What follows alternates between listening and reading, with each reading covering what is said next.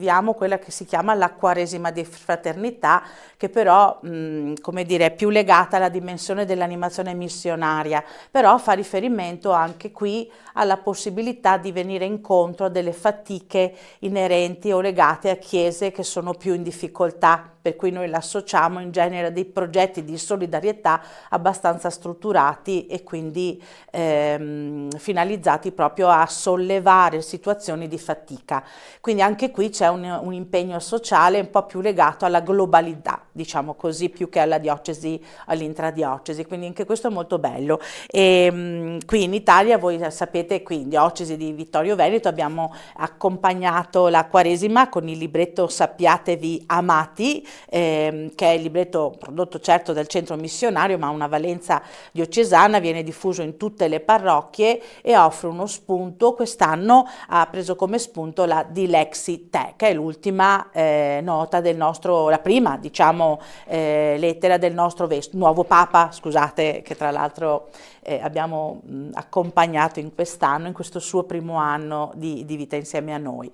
E tra l'altro la Dilexit è proprio un'enciclica particolare, attenta al cuore, all'amore, ma in particolare anche ai poveri, quindi proprio alle fatiche degli ultimi. Chiederei adesso a Don Paolo, padre Paolo, di invece dirci com'è stata in Tagna Su. Sì, faccio confusione Paolo perché tra Padre padre che si, Dom, ai Don ai. che si dice qui, padre, Dom per dire vescovo, ogni volta vado in confusione, devo Ah, Maria Grazia. riconnettermi, sono sempre io. Però Paolo, raccontaci a Tagna Su invece la parrocchia, le varie comunità, come hanno vissuto questo tempo? Beh, il tempo quaresimale vissuto qui è stato intenso perché abbiamo offerto la possibilità a tutte le messe celebrate nella chiesa matrice ma anche nelle comunità, sempre mezz'ora prima, 40 minuti prima, la presenza o del parroco o del vescovo Doverato per la possibilità delle confessioni che io dico che anche le persone hanno approfittato della presenza dei preti per poter confessarsi e prepararsi bene.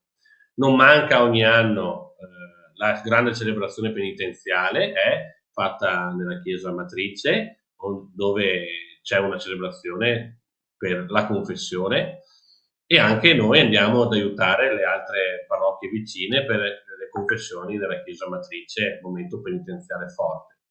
Poi i progetti, soprattutto lo studio, la riflessione nei vari, nelle comunità, nei quartieri delle comunità, della carta della fraternità sacerdotale, appunto quest'anno sulla riflessione sulla moragia, sull'abitare, che di maniera autonoma fanno le varie comunità e i vari quartieri, si ritrovano, pregano, leggono, si confrontano, parlano, per tentare anche di apprendere uno stile di vita diverso, più cristiano. Quest'anno una novità è che il ricavato della campagna della fraternità, il 40% va alla Chiesa del Brasile, il 60% resta nella diocesi perché il vescovo diocesano apre, e anche quindi nelle parrocchie, apre la Caritas diocesana che ancora non esisteva e è una cosa nuova di questo anno. Il vescovo ha pensato di cominciare questa attività della Caritas diocesana con questo piccolo fondo che è raccolto dalla campagna della fraternità e anche noi la parrocchia abbiamo scelto 2 persone che sono andate al primo incontro e ci stiamo mettendo in atto per aiutare a un'abitazione buona, precisa, serve anche un gruppo, la Caritas, che aiuti cristiani e non cristiani a raggiungere questa nuova abitazione, no? E così stiamo in cammino con questo progetto ancora. Noi italiani lo conosciamo, ma per loro qua in Brasile è una cosa nuova, meglio, per la nostra diocesi, perché nella Chiesa del Brasile c'è la Caritas, la nostra diocesi sta facendo i passi, è molto bello questo momento. È interessante questo frutto, no? Noi diamo per scontato che certe realtà siano così diffuse ovunque, in realtà non è così. Anche alcune semplici attività associative che noi abbiamo frequenti, pensiamo agli scout, pensiamo in realtà, nella realtà, non in tutta la realtà brasiliana esiste in modo diffuso come nelle nostre comunità. C'è un altro stile, un'altra modalità di vivere comunque l'aggregazione, la fede e la dimensione di Caritas mi rallegra perché questo ci permetterà magari in futuro, chi lo sa, di mettere in collegamento anche la nostra Caritas con la Caritas diocesana per creare nuove fratellanze, nuovi contatti, anche una rete consistente e sostenuta. Quindi bello. Mi sento di precisare che... L'altro Vai! grande momento della Quaresima è stata la settimana santa Maria Grazia, momento cominciando con la grande celebrazione delle palme in tutte le comunità. Beh, la messa dove c'era il prete, ma le altre hanno fatto la celebrazione delle palme presieduto dai ministri. Tutti hanno cominciato con la Domenica delle Palme e hanno vissuto bene il Triduo Pasquale. È un momento che preparano, che vivono, un momento importante della Pasqua che le comunità vivono di maniera partecipativa, qua nella Chiesa Matrice molto, ma anche nelle altre comunità. E veramente è stato bello celebrare i giorni santi insieme con le nostre comunità, dove almeno io respiro che c'è un desiderio, ecco, di incontrare Dio, di essere liberati e di fare esperienza di vita nuova. Il Triduo si è, diciamo, celebrato nella chiesa matrice, giusto? Quindi a Tagna Su. E le No, comunità tutte le convergevano? comunità Come funziona? Tutte le comunità celebrano il triduo. Quando c'è il prete è con la messa, se no le comunità si In arrangiano, c'è il autonomia. ministro della comunità che celebra la liturgia del triduo. No, tutte come si chiama, la lavanda dei piedi, il bacio della croce e la notte della Pasqua col cielo pasquale, sì sì. Ma è bello, molto bello. Molto bello. Quindi voi siete rimasti, avete girato qualche comunità in particolare, anche non so, Sua Eccellenza, avete visto, avete colto qualche particolare che vi ha Noi colpito? abbiamo servito di più la chiesa matrice e la comunità di Sussuarana. Il vescovo andava a Sussuarana e io nella chiesa matrice. Però il giorno di Pasqua abbiamo celebrato la messa di Pasqua anche in altre comunità, non solo Mhm. nella chiesa matrice e nella comunità di Sussuarana, ma anche in altre comunità più piccole. Sì, così. Avete qualche aneddoto, qualche particolare storia che vi ha colpito, qualche relazione, qualche evento significativo del Triduo che vi ha un po' toccato? Beh, io posso dire che mi ha colpito particolarmente la celebrazione del Giovedì Santo sera con la lavanda dei piedi, fatta con molto ordine, con molta calma, ma anche le altre celebrazioni, proprio celebrazioni che sono anche complesse, ma svolte in maniera ineccepibile. Mi ha proprio positivamente colpito questa precisione, questa dignità celebrativa della liturgia, almeno nella comunità dove sono andato. Io sono andato nella comunità di Sussuarana, ma penso che la stessa cosa sia stata qui dove è celebrato Don Paolo a Tagnasu. Possiamo dire che c'è un'intensità, ecco, in questi momenti, c'è un'intensità, la gente sceglie, vuole partecipare e viene e partecipa con profondità.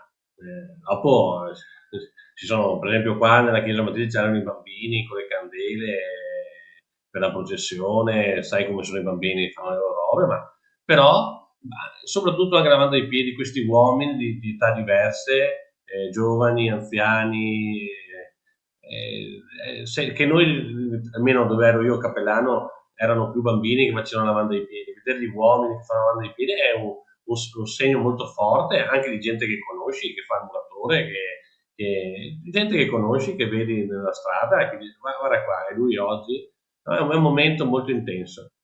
Sicuramente dopo il Venerdì Santo, il bacio della croce, come da noi in Italia, la gente viene per vivere questo atto di adorazione con fede, è un momento importante, un momento bello, un momento bello.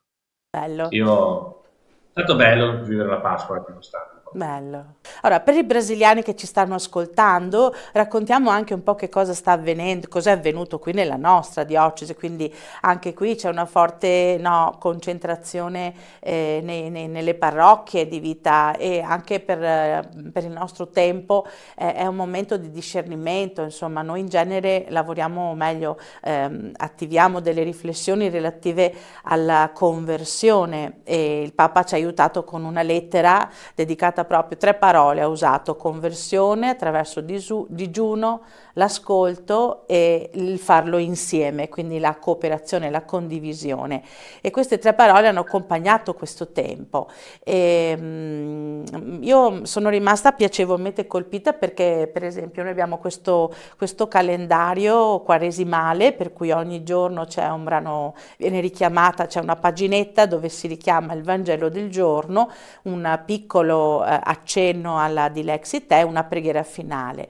E abbiamo da quest'anno utilizzato, da qualche anno insomma, stiamo utilizzando la modalità WhatsApp, quindi tutte le mattine mandiamo un messaggio alle persone. Quest'anno abbiamo raggiunto con queste allora, solo io personalmente ho raggiunto più o meno 700 persone, ma a loro volta queste persone postavano, comunicavano, e questo nuovo stile, anche se vogliamo, no, di trasmissione del Vangelo, di evangelizzazione, che è più che altro legata al web ovviamente, però è stato molto sentito. Ecco, le persone aspettavano il messaggio per poter sintonizzarsi e ascoltare la parola. Questo è molto bello, non è, insomma, vuol dire, non è scontato, perché noi viviamo in un tempo dove abbiamo tutto, dove abbiamo bisogno anche di staccarci dalle cose materiali e recuperare la dimensione più spirituale e di contatto con Dio.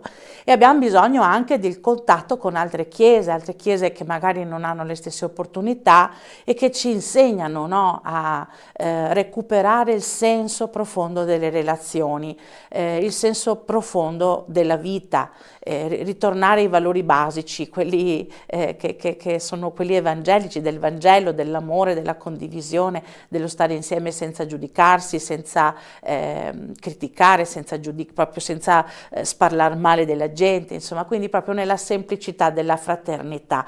E io spero proprio che la Quaresima possa aver avuto un po' di respiro anche in questo senso. Quindi voi l'avete sentita questa cosa laggiù? Come l'avete sentita voi la Quaresima, o meglio il tempo di Pasqua italiano lì in Brasile, per esempio? Avete avuto qualche percezione, feedback?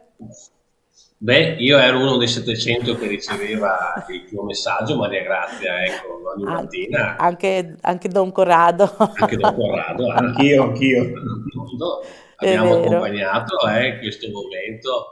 Dopo, devo dire la verità, di altre cose vissute in Italia del tempo quaresimale di Pasqua, già andare dietro quello che abbiamo da fare qua è sufficiente, ma non sempre c'è. Però ogni tanto quando qualcuno chiama, scrive, dice come sta andando, così, e mi è arrivato anche da qualche altro il tuo messaggio, sì, non solo tu me lo mandavi, qualcun altro me lo passava per dirmi: guarda, sto facendo questo ogni giorno.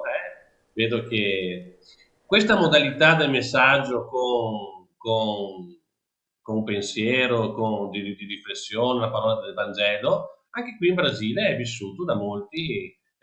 Ci sono persone che lo fanno liberamente loro, condividono ogni giorno con gli altri, ma ci sono anche dei messaggi che arrivano. È una modalità che sta. Io penso che sia anche bello. Tante persone scrivono tante cose in internet, ricevere una parola di Dio e un pensiero luminoso è meglio, cioè, non è che cambia il mondo, però mette in atto pensieri e sentimenti buoni, che dentro tanti altri pensieri brutti, secondo me, aiuta. Mm.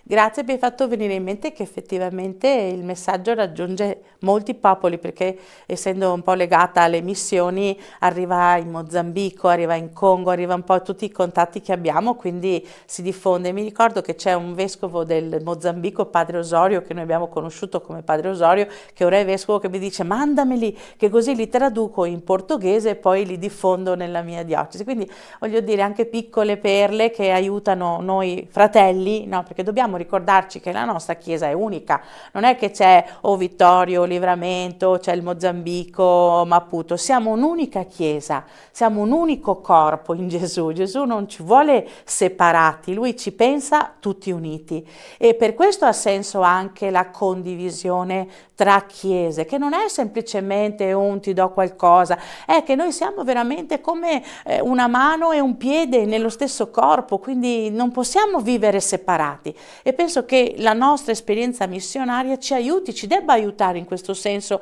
a vivere intensamente questa unità, perché l'unità significa che se tu stai male laggiù, anche io sto male qua giù, non è solo prendo le mie cose in più e te le mando perché tu non le hai, no, è una cosa molto più profonda, parlando dal punto di vista della spiritualità. Cosa ne pensate?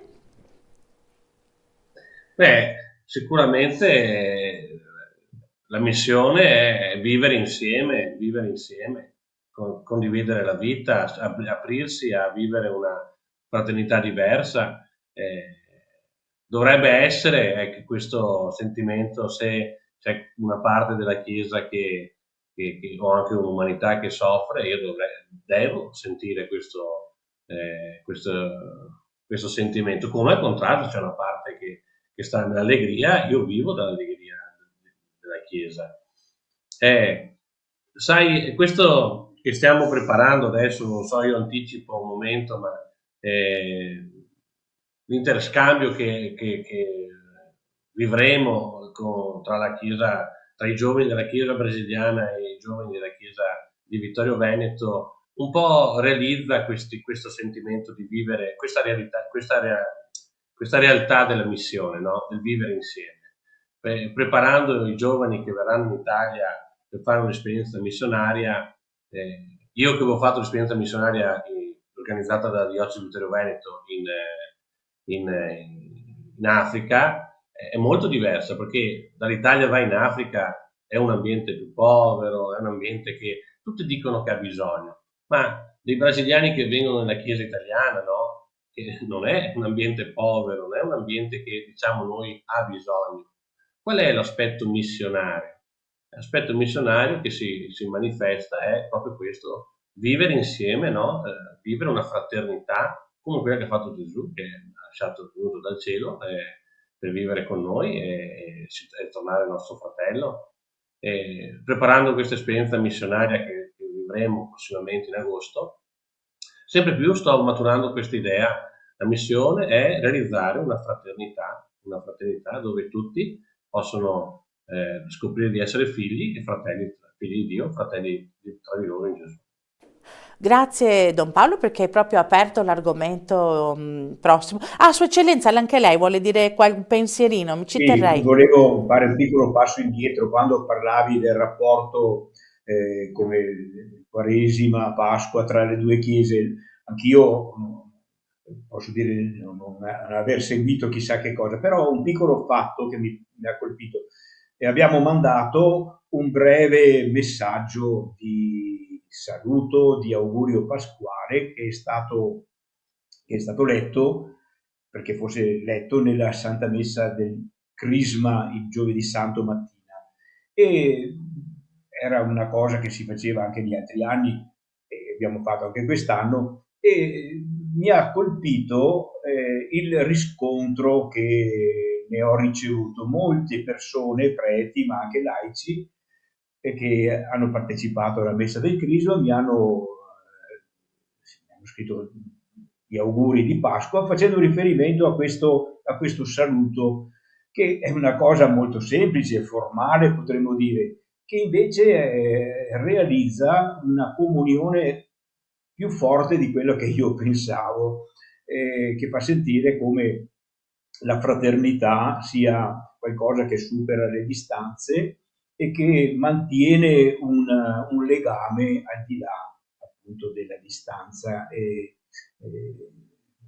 geografica.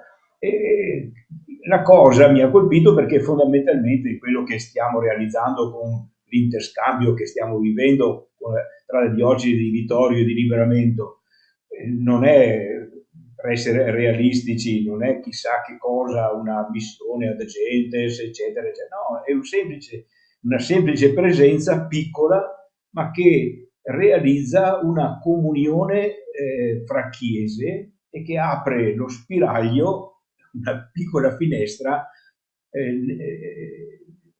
su una realtà molto, molto, molto importante che non dobbiamo mai dimenticare, cioè l'universalità della Chiesa. La Chiesa non è semplicemente una stanza chiusa, la Chiesa è un luogo universale, di apertura universale. Questo respiro universale che deve caratterizzare la nostra Chiesa non è solo uno sforzo che dobbiamo fare per essere più bravi, ma è un segno di speranza, è un segno che ci dà luce, ci dà forza e a volte può anche aiutarci a superare gli scoraggiamenti, i momenti bui che possono venire guardandoci attorno nel nostro piccolo realtà. La Chiesa è più grande, il respiro è universale e pertanto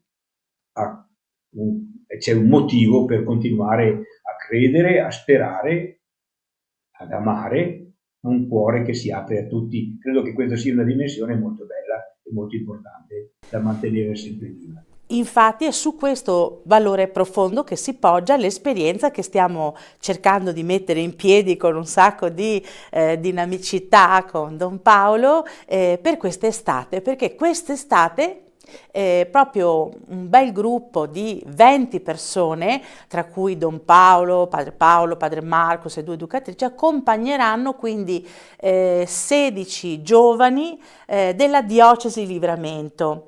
È un'esperienza che abbiamo già vissuto nel 2023, a dire la verità, e quest'anno la replichiamo, ma in una formula un po' diversa. Raccontaci, Don Paolo, anche se io le so già, ma è bello che le racconti tu, quest'anno che novità ci sono?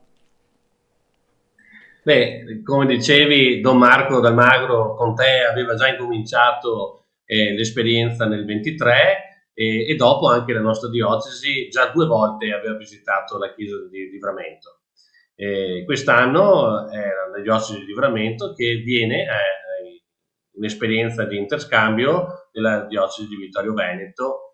La novità fondamentalmente è un respiro più diocesano dell'attività dell'interscambio, ossia non sono soltanto i giovani dove è presente il padre, il prete italiano che che fanno l'esperienza dell'interscambio, ma abbiamo pensato insieme col vescovo Don Vicenzi di Livramento e anche con te e con il nostro centro missionario di fare la proposta che siano giovani della diocesi di Livramento che possano partecipare.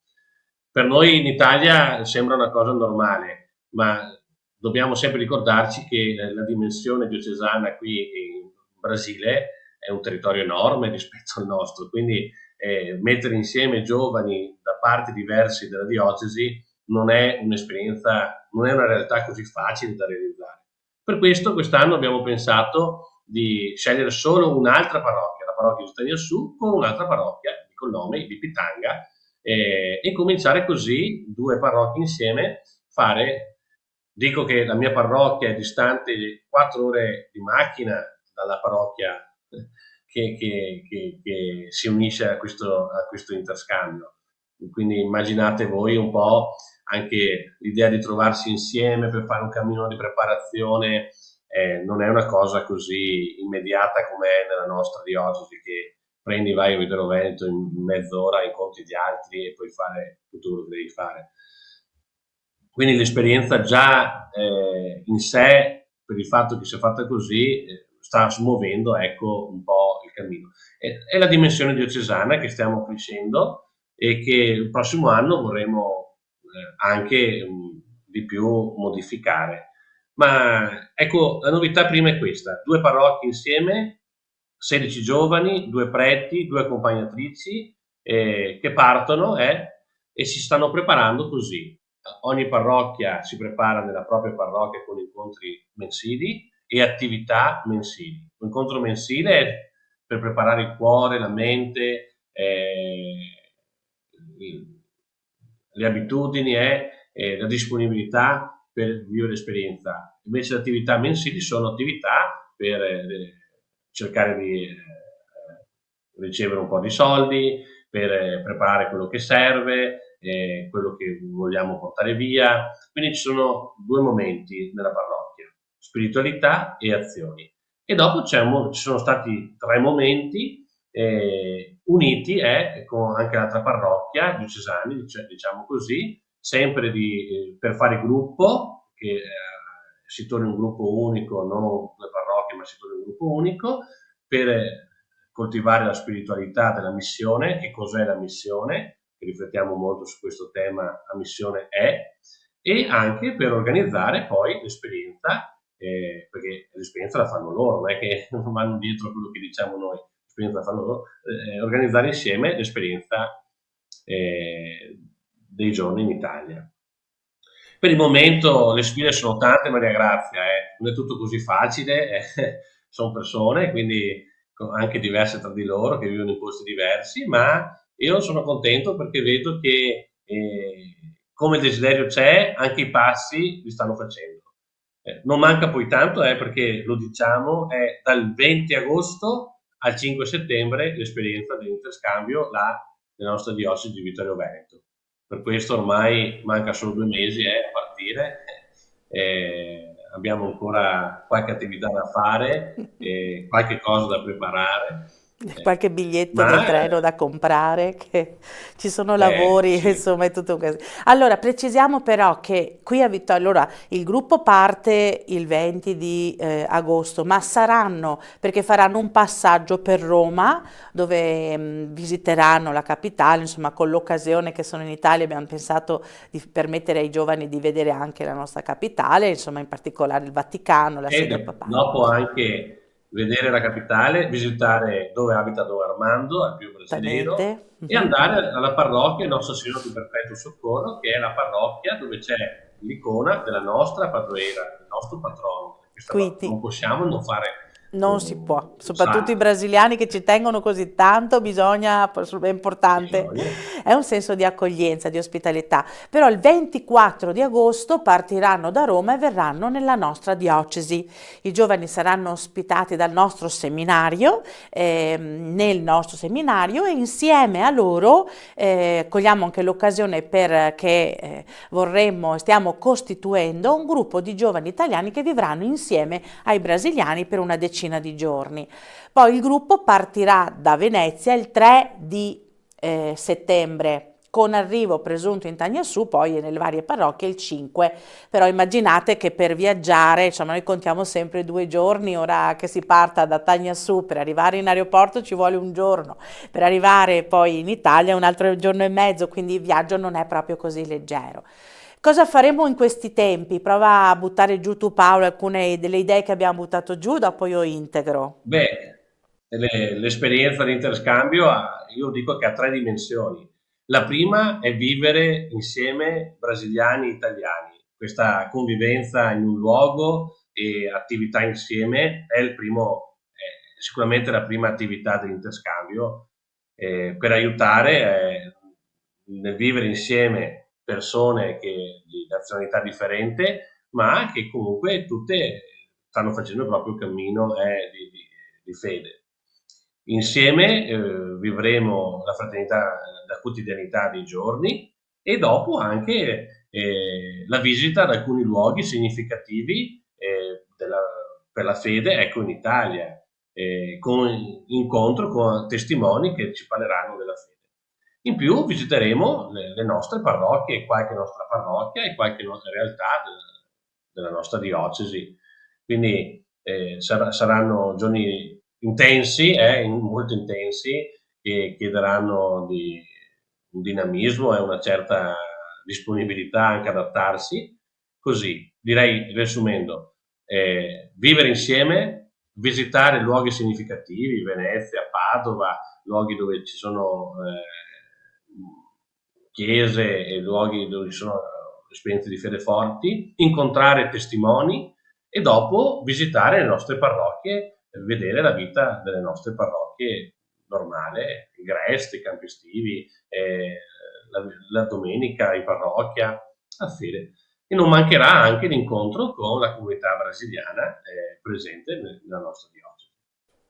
Ottimo, hai già detto tutto tu, quindi noi sappiate che per organizzare questo, insomma, stiamo veramente collaborando con tantissime persone che ringraziamo, moltissimi tra l'altro, Paolo, possiamo proprio dirlo, sono stati generosi anche nell'aiutarci perché anche solo semplicemente l'acquisto dei biglietti aerei è stata una spesa non da poco, ecco, quindi sono sempre giovani che vengono da situazioni non facilissime e in questo senso la nostra diocesi ha già dimostrato una profonda generosità, molti benefattori, insomma hanno già quasi coperto tutto il costo dei biglietti che è stato consistente. Ora si tratta di, vi sollecitiamo anzi a darci una mano anche per gestire le attività, però più che altro con la Penso che presenza. sia importante dire che questo aspetto economico dell'esperienza è fatto sì per la generosità di molte persone italiane, che io ringrazio anche, che ho incontrato quando sono stato in gennaio, che comunque amano la Chiesa e ci stanno aiutando, ma è fatta anche dalla scelta delle persone qui in Brasile, perché ogni partecipante, secondo le proprie capacità, chiaro, sono diverse le capacità di un brasiliano rispetto alle nostre, ma secondo le proprie capacità mette un proprio contributo. E anche le parrocchie di Tagnassubi Pitanga mettono un contributo per aiutare. Non è che, sì, certo che la proporzione è diversa, però si manifesta anche nella scelta economica della parrocchia e del singolo il desiderio di vivere questa esperienza, che non è solo ricevuta così senza impegno, ma ha un impegno personale e anche comunitario, quindi senza ombra di dubbio il nostro grazie a tutti gli italiani e alla Chiesa italiana che ci aiuta, ma dico anche che cerchiamo anche noi di fare la nostra parte e stiamo Assolutamente. facendo. No, hai fatto bene a precisarlo perché l'abbiamo proprio voluta questa cosa come segno anche di assunzione di responsabilità, perché noi non abbiamo mai voluto pensare di organizzare un viaggio turistico, ma un'esperienza di scambio fra chiese e questo va precisato e vorremmo precisarlo perché è proprio l'idea di poter creare momenti dove la nostra diocesi dialoga con questi giovani, quindi anche le visite alle parrocchie, che vorrà dire partecipare alla celebrazione eucaristica e poi fare un incontro, avrà questo respiro di dialogo, di comunicazione, di conoscenza reciproca, perché avviene sia attraverso questa trasmissione, però è importante l'incontro e noi cercheremo attraverso i testimoni che si sono comunque resi disponibili di portare questo messaggio. Tra l'altro qui con me c'è Federico della Tenda TV che si è reso disponibile, insomma, anche se mi sta facendo una faccia un po' strana, mi ha detto sì, ma cercheremo durante l'intercambio, no, l'abbiamo detto, dai, durante l'intercambio anche di mettere online alcune avventure con questo intento, non di far vedere grandi cose, ma di far conoscere le nostre realtà, quello che sta avvenendo. E questo secondo me è importante perché vorremmo che questo progetto lo sentiamo come un progetto di tutti, non è un progetto dell'ufficio missionario, di Don Paolo, di Sua Eccellenza, non è un progetto di persone, ma è un progetto di Chiesa e noi vorremmo davvero che questa cosa, questo messaggio passasse, quindi ci auguriamo che questa cosa avvenga. Allora, noi per oggi... dimmi, Condivideremo, vai. condivideremo un po' il programma probabilmente. Spero che chi desidera incontrare il gruppo dei brasiliani e anche salutare me, va benissimo, partecipi ai vari momenti che vivremo nella nostra diocesi. Io credo che sarà un incontro di fede e di speranza per tutti. Volevo solo dire che a breve, entro metà giugno, comunicheremo a tutti il più possibile tutte le informazioni sulle date di dove saranno i giovani, dove